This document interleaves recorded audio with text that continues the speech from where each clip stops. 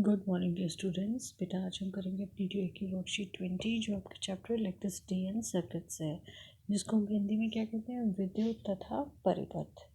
ठीक है बेटा, जैसे कि आप सब जानते हैं कि कहीं पे भी अगर कोई इलेक्ट्रिक सर्किट वगैरह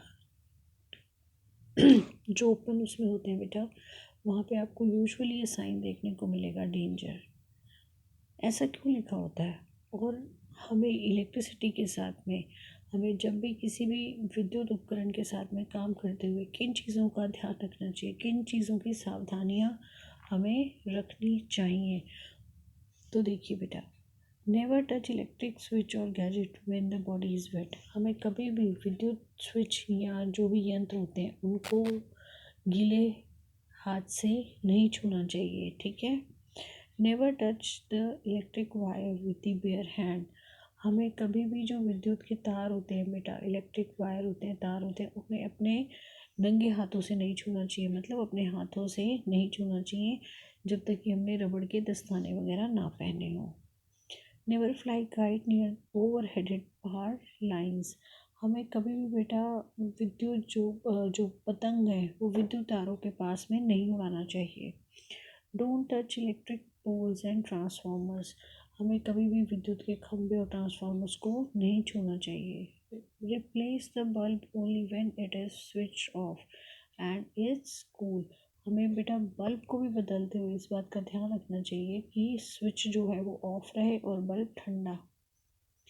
यूज ओनली इलेक्ट्रिकल सेल्स और all activities related to electricity बेटा, use only electric cells for all the activities related to. और यूजुअली हमें कोशिश करनी चाहिए कि हम ज़्यादा से ज़्यादा इलेक्ट्रिक सेल का इस्तेमाल करें। अब ये इलेक्ट्रिक सेल क्या होते हैं बेटा, ये मैं आपको जूम करके दिखाती हूँ। आपने यूजुअली बेटा ये देखिए, आपने अपने अपने घरों में देखे होंगे। ठीक है, जिसे हम क्या कहते हैं, विद्युत सेल, इलेक्ट्रिक सेल इंग्लिश में। ये बेटा इसका एक पॉजिटिव टर्मिनल होता है और ये होता है नेगेटिव। ये मतलब, और इसका होता है बेटा धनात्मक सिरा और ये होता है बेटा ऋणात्मक सिरा। ठीक है, तो देखिए बेटा सेल की क्या परिभाषा है। Electric cell is a device which convert chemical energy into electrical energy and all electric cells have two terminal, positive and negative. तो बेटा विद्युत सेल वो यंत्र होता है जो रासायनिक ऊर्जा को विद्युत ऊर्जा में बदलता है। और सभी विद्युत सेल जो होते हैं उनके दो सिरे होते हैं, एक पॉजिटिव और दूसरा नेगेटिव, धनात्मक और ऋणात्मक। ठीक है, और बेटा जब दो या दो से ज़्यादा जो सेल को अगर हम जोड़ देते हैं तो वो क्या बन जाता है, बैटरी। ठीक है, ऐसा भी आपने देखा होगा टॉयज़ वगैरह में।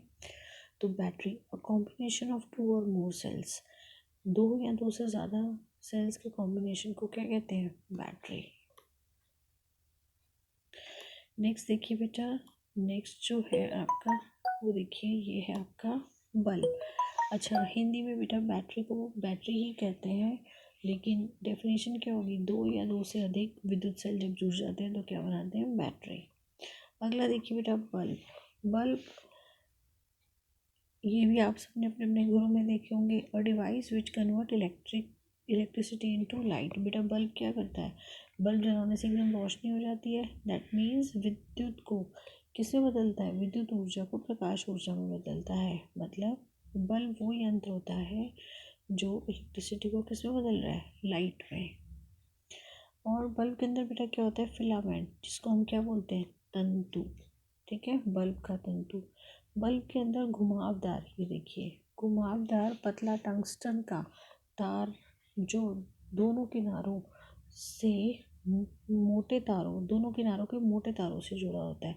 बेटा पेपर में एक क्वेश्चन आता भी है कि जो ये बल्ब का फिलामेंट होता है ये किसका बना होता है, तो आपको क्या लिखना है, टंगस्टन। ओके, हिंदी इंग्लिश में टंगस्टन। ओके, ये देखिए a tiny coiled tungsten wire which support the two thick wire inside the bulb। ये देखिए दोनों तरफ से अटैच्ड है और ये अंदर की तरफ से क्या है, कॉइल्ड है, मतलब घुमावदार तरीके से मुड़ा हुआ है। ठीक है, नेक्स्ट देखिए बेटा,